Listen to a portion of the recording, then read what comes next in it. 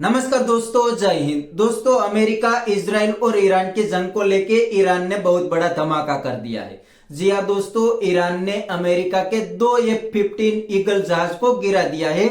Iran ने America के दो फाइटर जेट को सक्सेसफुली इंटरसेप्ट कर लिया है। और दोस्तों, मीडिया रिपोर्ट के मुताबिक अमेरिका ने अभी तक एक पायलट को सक्सेसफुली रेस्क्यू कर लिया है और एक पायलट अभी भी मिसिंग है। उसको अमेरिकन आर्मी लगातार ढूंढ रही है। और दोस्तों, यही पायलट को ईरान भी लगातार ढूंढ रहा है और इस पायलट के लिए ईरान ने करीब $60,000 का इनाम भी रख दिया है।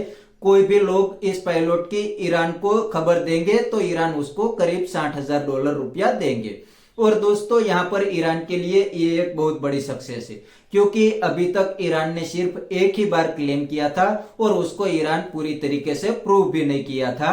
वो क्लेम था कि ईरान ने एक बार अमेरिका के F-35 जहाज को हिट कर दिया था, लेकिन उस टाइम पे अमेरिका ने बता दिया था कि F-35 के अंदर टेक्निकल खामी थी, इसीलिए उस जहाज को इमरजेंसी लैंडिंग करना पड़ा था। लेकिन दोस्तों, इस बार तो ईरान ने पूरी दुनिया के सामने प्रूफ भी दे दिया है और अमेरिका ने भी एक्सेप्ट कर लिया है कि ईरान ने अमेरिका के दो F-15 ईगल फाइटर जेट को सक्सेसफुली इंटरसेप्ट कर लिया है। तो दोस्तों, ईरान के लिए ये एक बहुत बड़ी कामयाबी है।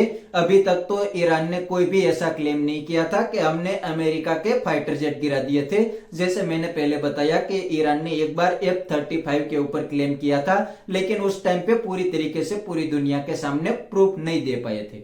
लेकिन अब तो पूरी दुनिया के सामने प्रूफ भी दे दिया, अमेरिका ने भी एक्सेप्ट कर लिया है। तो दोस्तों, अब लगता है कि ईरान को किसी न किसी कंट्री ने मिसाइल डिफेंस सिस्टम या तो एंटी एयरक्राफ्ट सिस्टम दे दिया है। इसीलिए अब ईरान भी अमेरिकन जहाज को गिराने लगा है।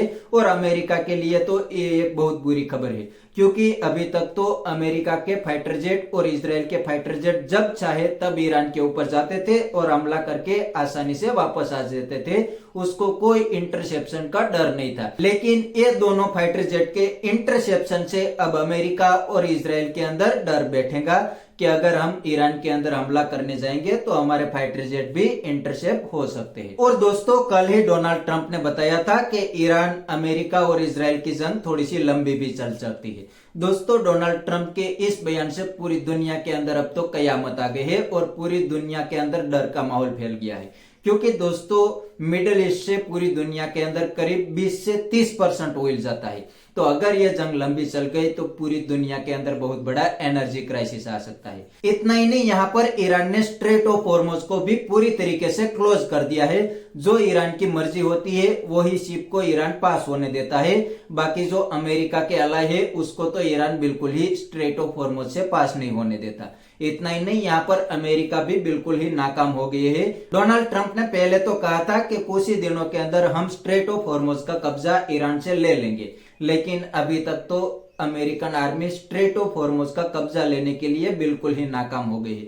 दोस्तों, यहाँ पर अमेरिका लगातार कोशिश तो कर रहा है, लेकिन यहाँ पर ईरान भी बिल्कुल अच्छी तरीके से रिटेलिएट कर रहा है। इसीलिए तो अभी तक यहाँ पर अमेरिका स्ट्रेट ऑफ हॉर्मुज को खुलवाने के लिए बिल्कुल ही नाकाम हो गया है। और दोस्तों, अब तो यूके भी करीब 20 कंट्री के साथ मीटिंग कर रहा है, वो भी स्ट्रेट ऑफ हॉर्मुज के ऊपर भी, क्योंकि अब यूरोप और पूरी दुनिया चाहती है कि स्ट्रेट ऑफ हॉर्मुज को जल्द से जल्द खोला जाए। और दोस्तों, पहले तो पूरी दुनिया ने अमेरिका के ऊपर प्रेशर बनाया था कि आप जल्द ही जल्द स्ट्रेट ऑफ हॉर्मुज को कैसे भी खोल दो, लेकिन वहां पर अमेरिका बिल्कुल ही नाकाम रहा। इसीलिए अब दुनिया खुद ही डिसीजन लेने लगी है कि अब हम ही कुछ करें ताकि स्ट्रेट ऑफ हॉर्मुज को ईरान खोल दे। और दोस्तों, ईरान से भी मीडिया रिपोर्ट आ रही है कि ईरान भी अब पूरी दुनिया के लिए स्ट्रेट ऑफ हॉर्मुज खोलने के लिए तैयार हो गया है। लेकिन उसके लिए जाहिर है कि ईरान कुछ न कुछ शर्तें रखेंगे।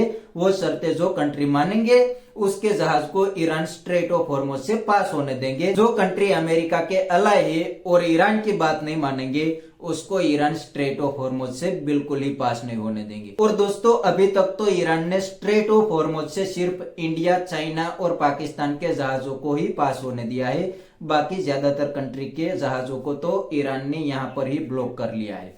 तो बस दोस्तों, आज के वीडियो में इतना ही। अगर आपको ये वीडियो पसंद आई है तो वीडियो को लाइक शेयर कर दीजिए और चैनल को सब्सक्राइब करना मत भूलिए। थैंक यू, मिलते हैं नेक्स्ट वीडियो में।